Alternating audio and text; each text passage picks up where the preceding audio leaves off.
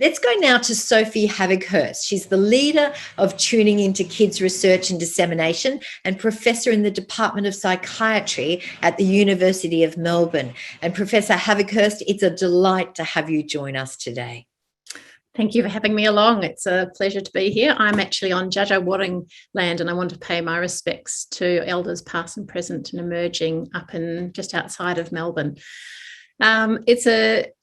I guess I'm coming at this. I've spent the last 25 years now in developing parenting work that focuses on the emotional needs of children.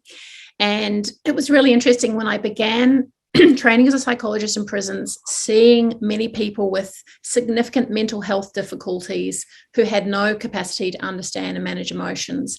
And I remember way back as a young trainee going, where do we begin to treat, to intervene? And then going, okay, it happens way, way earlier. And actually spent some time with Matt back in 1994 as a training psychologist. And it really became apparent to me, if we were going to better provide and address these problems, we had to work so much earlier, and parenting being so critical for doing this. And I became really interested in developing a focus on emotions and children's emotional understanding and regulation. And when I came to Australia, I'm from New Zealand originally, I started working with Anne Harley and Christiane Kehoe and others.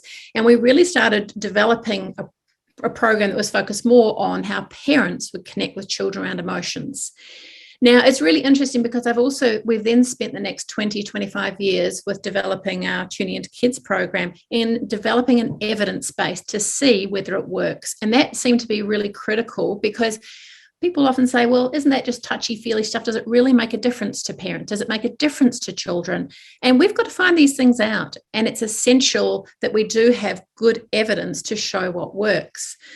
So over this time, I feel like I've kind of been involved in exploring this in randomized control trials, but also looking at how much evidence is often established with ideal groups. And it's so much harder to find out whether parenting programs and parenting supports, because it's not just programs, it's the whole range of resources that we can offer parents.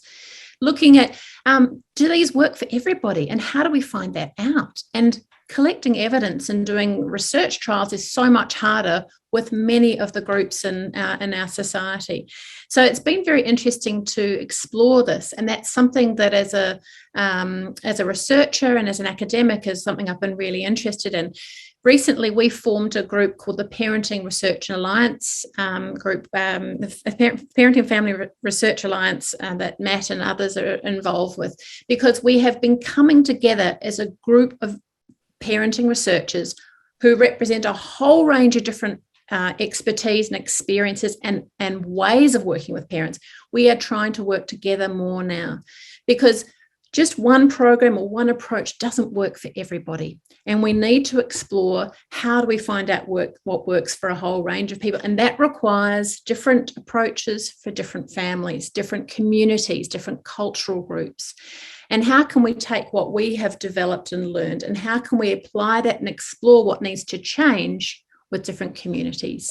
So I've been very interested in this, and it's been very important to, I think, work more collectively to try and address things, because as we have increasing challenges in this 21st century around little time for parenting, huge amount of material coming through the internet, we need to find ways where we can reach families so that parents can still learn to connect with their kids, to emotionally support their kids, to parent their children well.